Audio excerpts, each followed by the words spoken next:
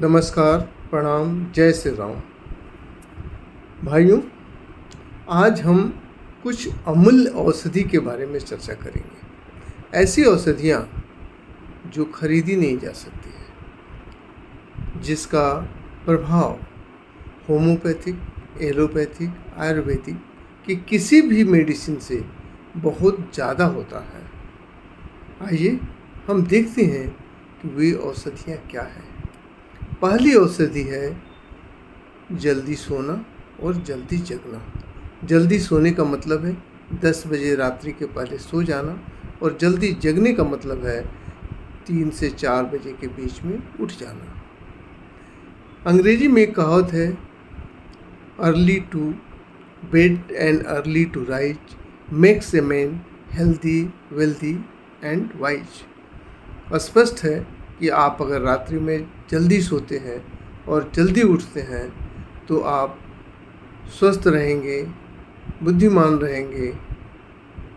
दूसरी जो औषधि है वो औषधि है मॉर्निंग वॉक।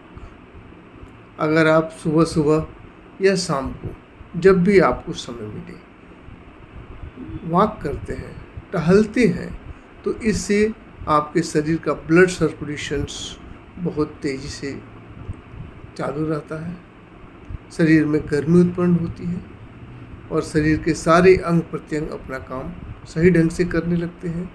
साथ ही साथ आपको ऑक्सीजन भी भरपूर मात्रा में मिलता है, जिससे टिश्यू जो मरे हुए हैं उनकी मरम्मत में सहयोग मिलता है। इस तरह आप सुबह सुबह टहल कर अपने को स्वस्थ रख सकते हैं और इसे भी एक औषधि के रूप में ले सकते हैं। तीसरी औषधि है सूरज की किरणें। अगर आप रोज़ सुबह सूरज उगने के साथ ही आधे घंटे तक कम से कम अपना पीठ सूरज के किरणों की तरफ करके बैठते हैं और सूरज का धूप लेते हैं, सूरज की किरणों को लेते हैं, तो उससे आपके शरीर में विटामिन डी की कभी भी कमी नहीं होती है। अतः सूरज की किरण भी अपने आप में एक बहुत अच्छी औषधि है। तीसरी औषधि के रूप में आता है पानी। पानी कैसे पिए, कब पिए, कितना पिए। अगर आप मटके का पानी पीते हैं, फ्रिज का पानी अवॉइड करते हैं, तो बहुत अच्छी चीज़ है।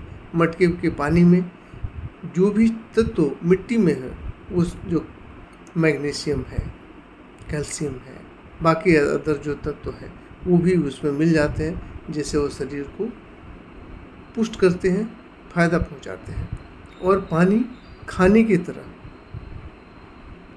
जैसे खाना चबा के खाते हैं वैसे पिए, घूंट घूंट कर पिए।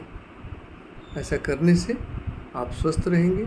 जो सैलिवा है आपका जीभ में, वो पानी के साथ अंदर जाएगा, जो पाचन क्रियाओं को, बाकी चीज़ों को दुरुस्त करेगा। खाना अगर आपको खाना है तो उसे चबा चबा कर, जितना चबा सकते हैं उतना चबाइए और उसको पानी बना दीजिए मुंह में ही, और उसके बाद खाइए। ये भी एक औषधि के रूप में काम करेगा।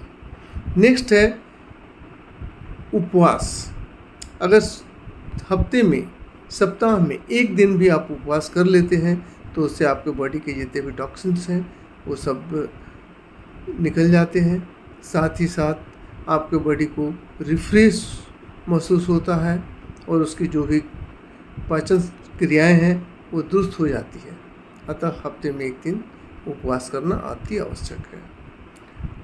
उसके बाद आता है वज्रासन।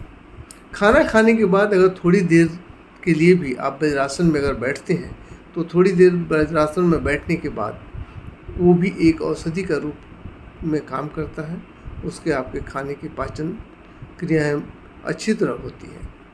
नेक्स्ट, इसके बाद एक सबसे अच्छी चीज़ जो है वो आप सदा मुस्कुराते रहिए, खुद हंसिए और दूसरों को भी हंसाइए। Laughter is the best medicine, ऐसा कहा गया है। नेक्स्ट, आप हमेशा खुश मिजाज रहिए, सकारात्मक सोच रखिए। जो लोग सकारात्मक सोच रखते हैं, खुश मिजाज रहते हैं, वो हमेशा स्वस्थ रहते हैं। इसलिए कभी भी मनहूस चेहरा बनाकर मत रखिए। चाहे आप कितने भी परेशानियों से क्यों न गुजर रहे हों, लेकिन परेशानी तो आती जाती रहती है, उसमें अपने चेहरे को मनहूस करने की कोई ज़रूरत नहीं है। चेहरा हमेशा हंसता होना चाहिए।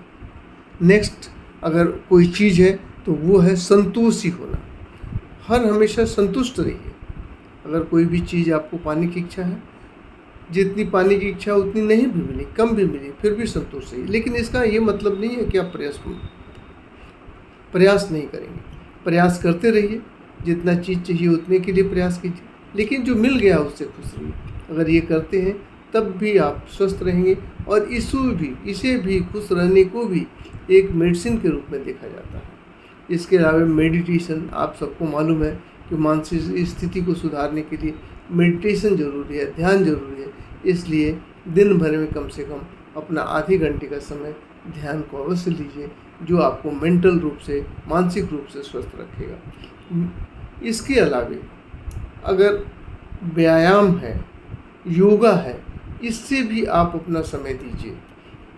आधे घंटे व्यायाम के लिए, आधे घंटे योगा के लिए अगर आप देते हैं तो आप स्वस्थ रहेंगे। हमने आपको जितनी चीज़ें बताई हैं वो सारी चीज़ों के लिए कोई पैसा नहीं लगता है, केवल आपको उसके लिए अपना कुछ वक्त देना पड़ता है। अगर आप अपने शरीर के लिए, जिसे हम most complicated machine of the world बोलते हैं, विश्व की सबसे जटिल मशीन, सबसे जटिल तंत्र, इस तंत्र के लिए भी आप घंटे भर अगर दिन भर में दे देते हैं तो आप स्वस्थ रहेंगे।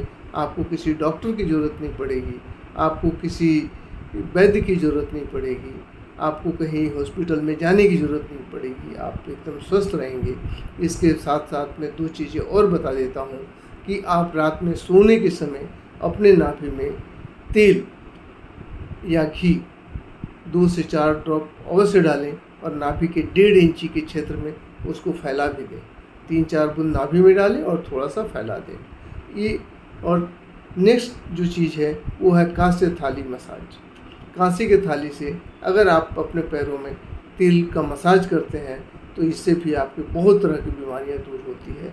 आज के लिए इतना ही काफ़ी है। हम इतना ही कहेंगे कि आप अपने शरीर के लिए, आप अपने आप के लिए, अपनी ज़िंदगी के चंद घंटे जो मोबाइल को देते हैं उसमें से निकाल कर अगर आप इसे दें तो आप स्वस्थ रहेंगे। आपको किसी डॉक्टर की ज़रूरत नहीं पड़ेगी। जय हिंद।